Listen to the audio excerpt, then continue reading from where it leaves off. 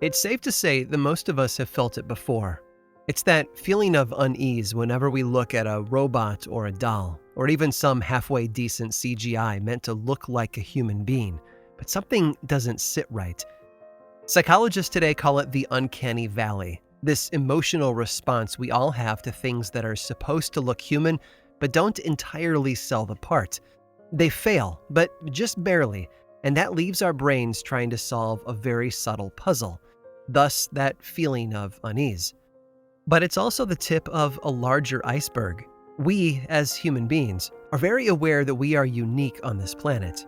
No other animal comes close to our intelligence, our use of language, or our adaptability, and nothing quite looks like us either.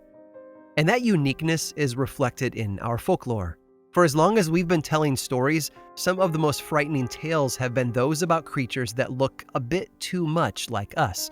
The global little people stories are just one clear example. In the search for someone else to blame for our own very human failings, cultures have invented smaller humans to use as scapegoats.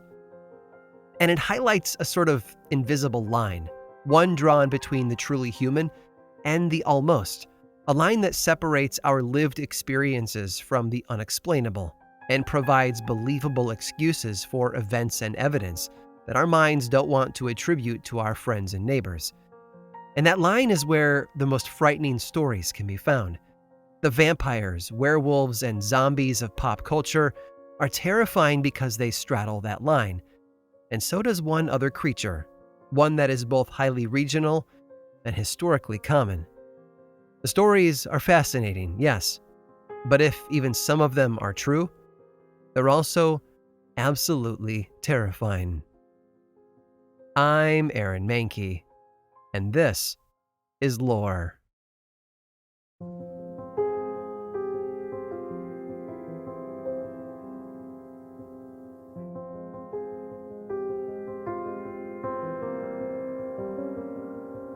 It began like a scene from a classic horror film. The moon was bright in the night sky, partially obscured by the fog rolling in off the swamp as the boat slipped through the dark water. The man standing in the boat was an alligator hunter, hired to take tourists out for a taste of adventure. And as they moved along, someone spotted movement up ahead at the edge of the water. Everyone else glanced up, and sure enough, there was a darker shape among the shadows, and it was dragging a large object out of the water. As they approached, they could see a man-sized figure pulling what looked like the carcass of a deer up the steep bank and onto dry land. But as the tourist boat's spotlight cut through the darkness and found its target, everyone gasped. What they assumed was a man turned out to be something more.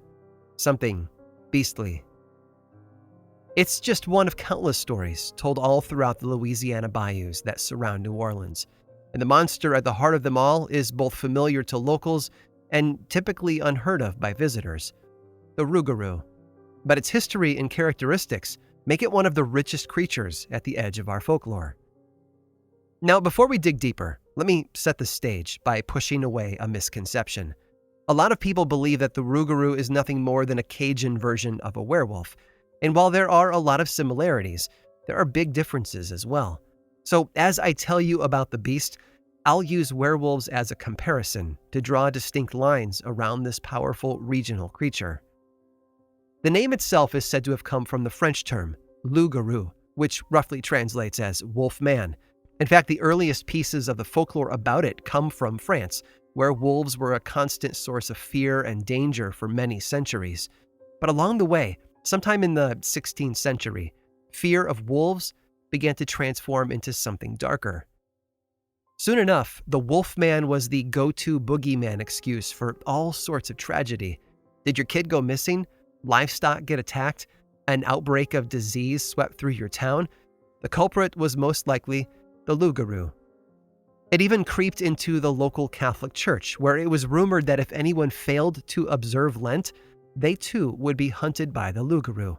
And when folklore embeds itself in not only the normal communal life of a country, but also its religion, it becomes really difficult to separate them. Which is why the loup-garou followed French settlers to the New World. Today, the two biggest hotspots for Rougarou folklore are Quebec in the north and Louisiana in the south. So how are Rougarou different from werewolves? Well, it comes down to a few key rules. First, everyone is familiar with how werewolves of legend are supposed to transform, right? Only at night and only during a full moon, which makes their appearance more predictable, but also less common. But the Rougarou can transform any night they want. And in most folklore about the werewolf, the human that transforms into the creature never remembers the deeds they've done when they wake up in the woods the next morning. Their transformation is complete, both physical and mental, which means their humanity disappears for a while. Not so with the Rougarou.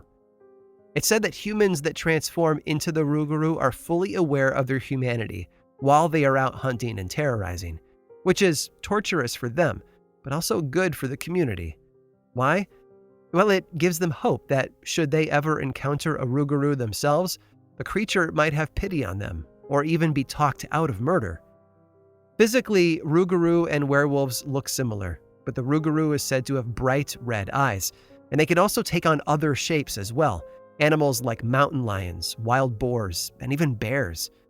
But the biggest difference between the two creatures might just be the most frightening, because it highlights just how easy it is to fall victim to the most terrifying possibility of all, that you might also become one.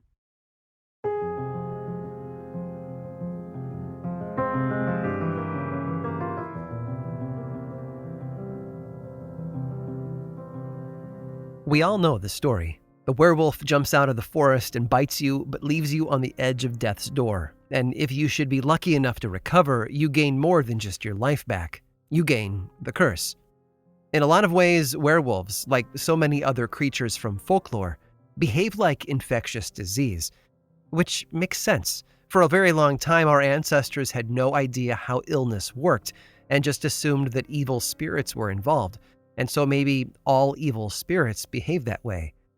With the Rougarou, though, it's not that simple. In fact, the folklore around it feels more like a curse than an infection. And maybe that's part of why it's more frightening. Basically put, the legend says that if you are bitten by a Rougarou, or if the Rougarou transforms before you and reveals their human identity, it's tag, you're it.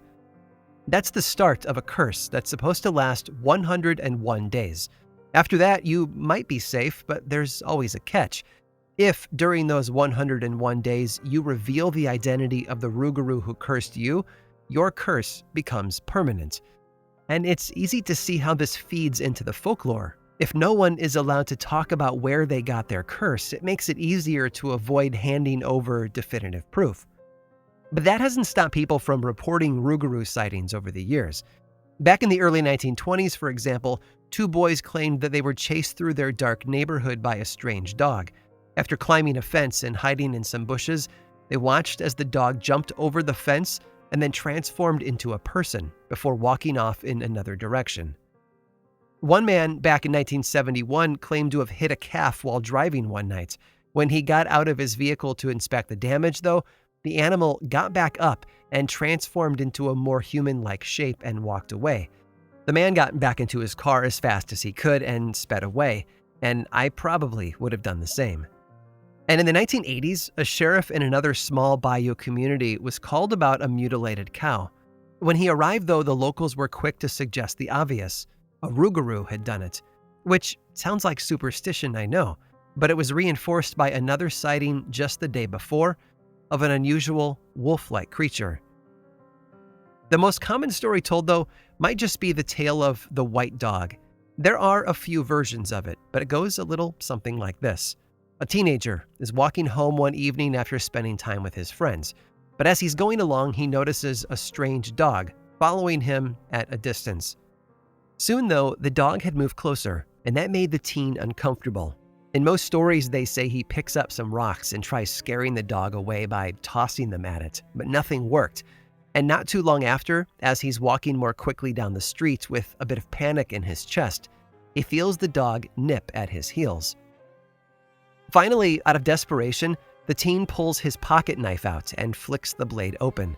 As the dog approaches again, he turns around and swings the knife downward, catching the animal on the snout and drawing blood. And only then does it stop following. But even stranger things are about to take place. The dog, they say, begins to make an unusual sound, something a real dog wouldn't be capable of. And as it does, its body twists and morphs until it takes on the growing shape of a human being, a man. And it's a man that the boy recognizes. Upon locking eyes with the teenager, one of the ways they say that the curse can be passed on to others, the man is said to have smiled and reminded him of how the curse works.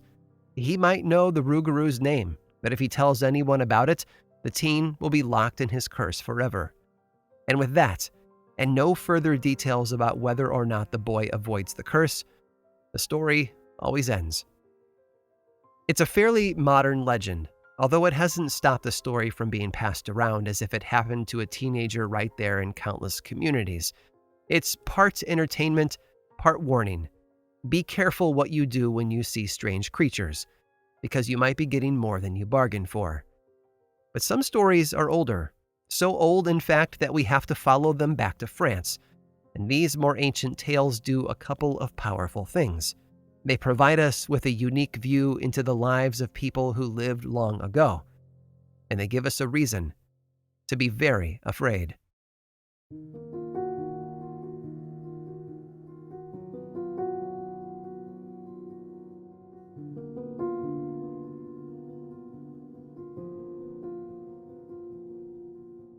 Jean Plante and his brother Thomas lived in the French village of Argentanais back in the 1600s. I could set the stage for you, but honestly, if you just conjure up images of idyllic rural life in the French countryside, you'll get pretty close. Yes, this was the world before electricity and the Industrial Revolution, but whatever it lacked in safety and comfort, it more than made up for it through sheer beauty.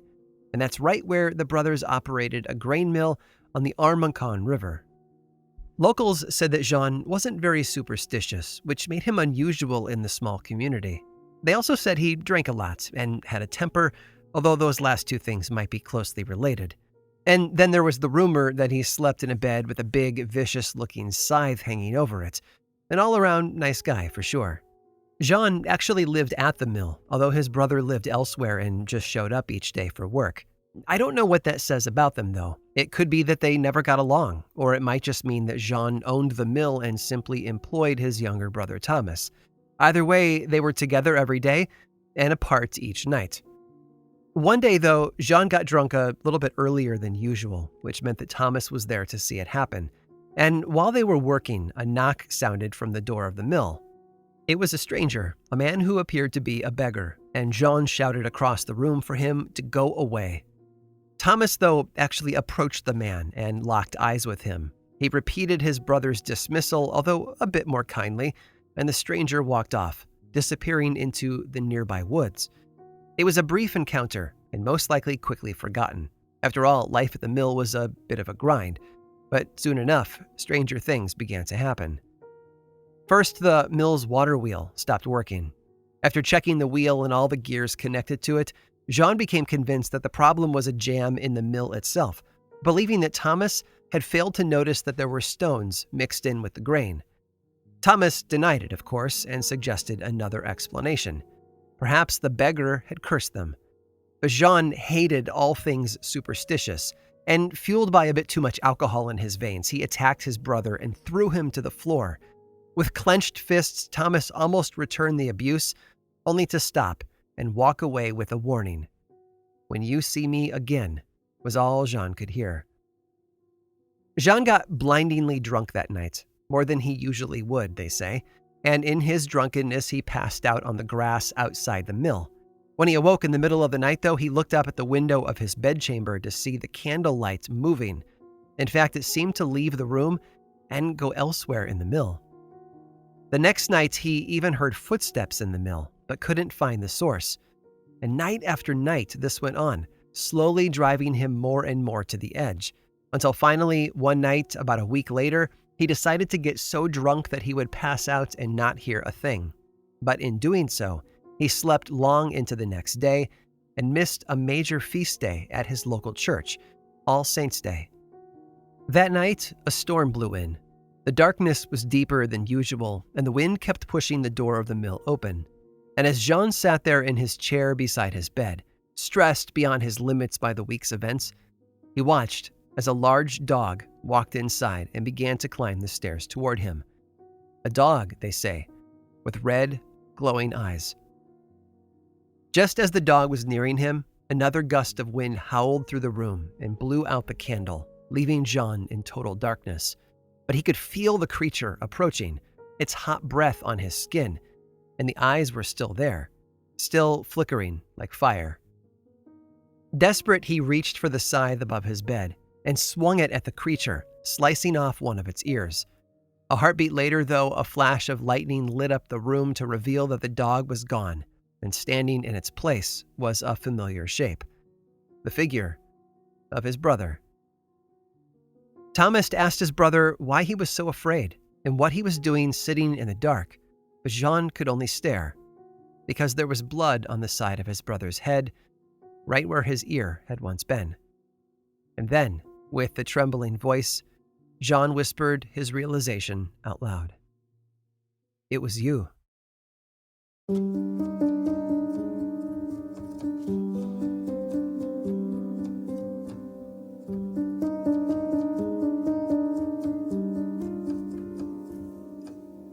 Some legends are more powerful than others. Sure, we have all sorts of wild and wacky monsters in our collective folklore. Frog people, giant birds, people with the snouts of pigs where their faces should be. Things that might only be explained by pointing at an old newspaper article about a burned-down military research facility, you know? But the ones that catch on, the ones that seem to spread and develop a solid base of believers, tend to have something in common. Human-like characteristics. Vampires are frightening because you could be standing next to one and not know it. Werewolves look exactly like you or I until they transform, and the Rougarou fit that mold as well. But it's not all chills and thrills in the world of the Rougarou, thankfully. Sure, people still whisper scary stories about them, and they probably always will.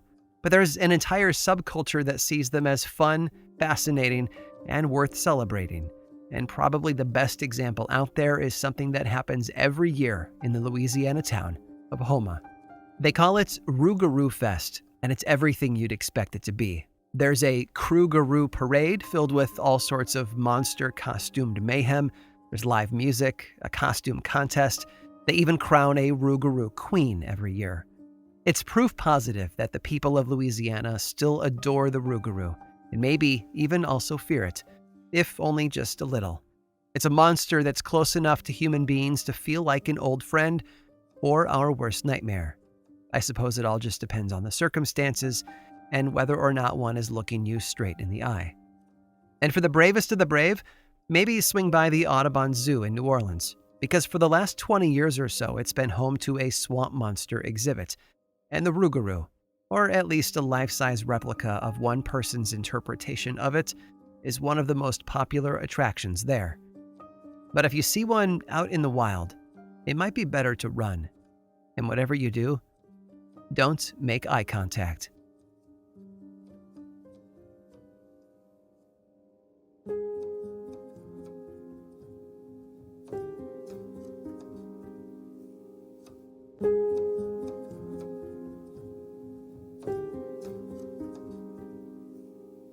The Rougarou is a fantastic example of a regional variation on an older theme. A werewolf altered by time, culture, religion, and word of mouth, all working together to create something unique and special in the world of monsters. But there are other tales in the South that fall comfortably inside this shaggy corner of folklore. In fact, there's one more that I just had to set aside because it is so incredibly creepy.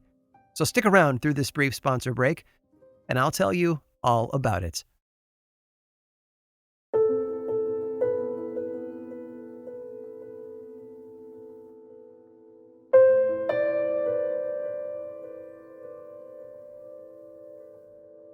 Life was far from perfect for Emily, although it didn't start out that way. She grew up the daughter of one of Woodland, Georgia's most wealthy citizens, after all.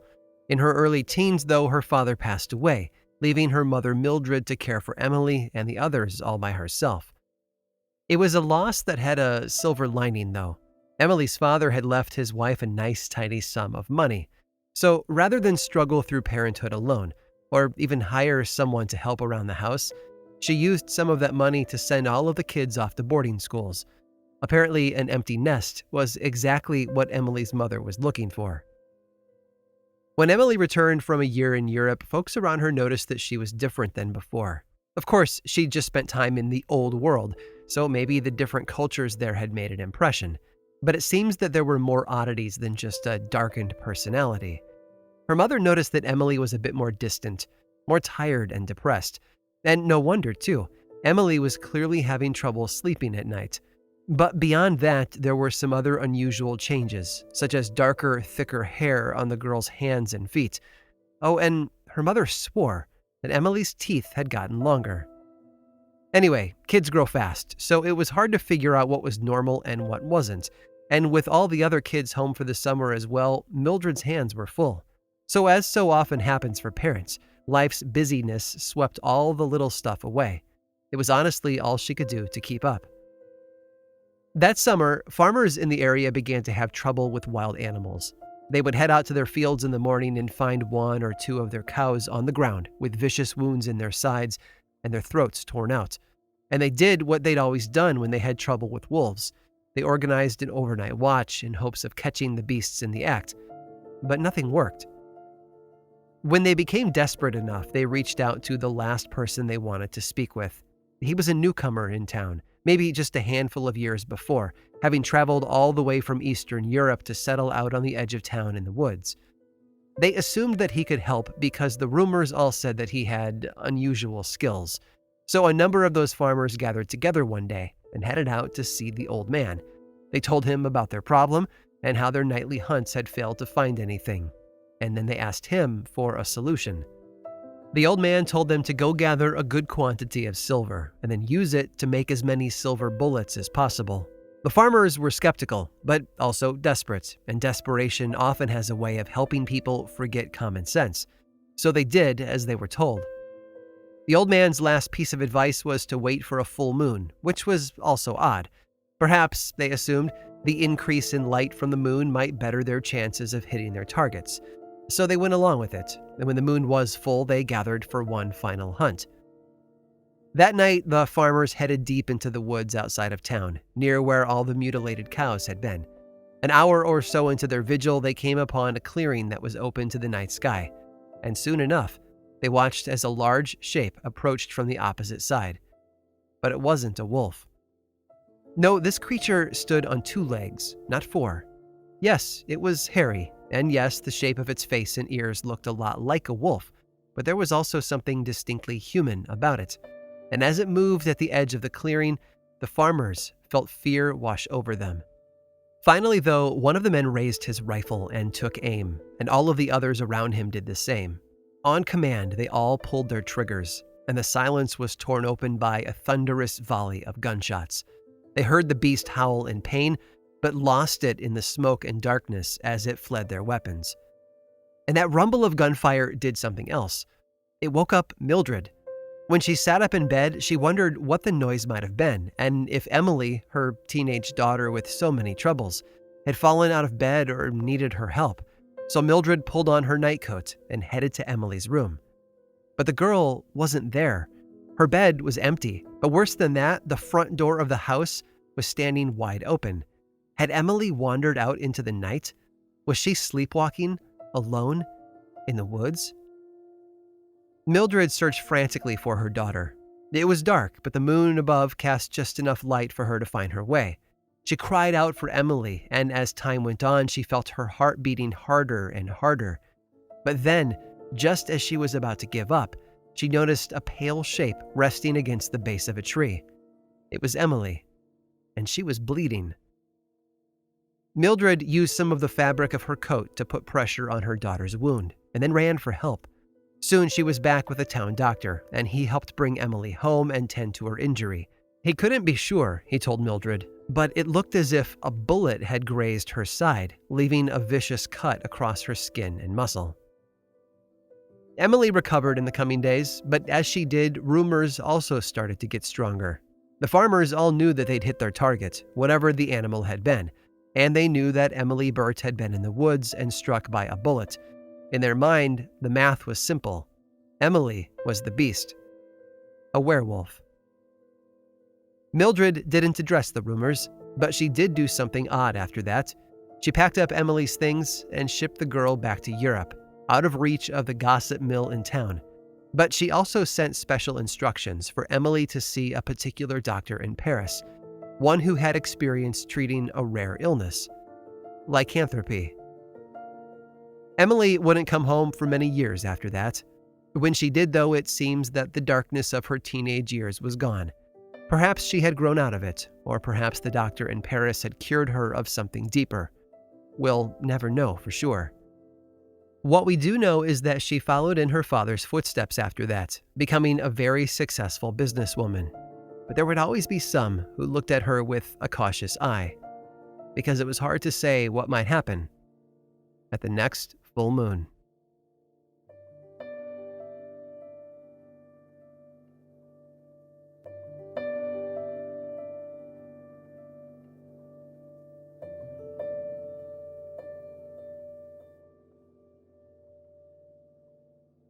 This episode of Lore was written and produced by me, Aaron Mankey, with research by Michelle Muto and music by Chad Lawson. Lore is much more than just a podcast. There's a book series available in bookstores and online, and 2 seasons of the television show on Amazon Prime Video. Check them both out if you want more lore in your life.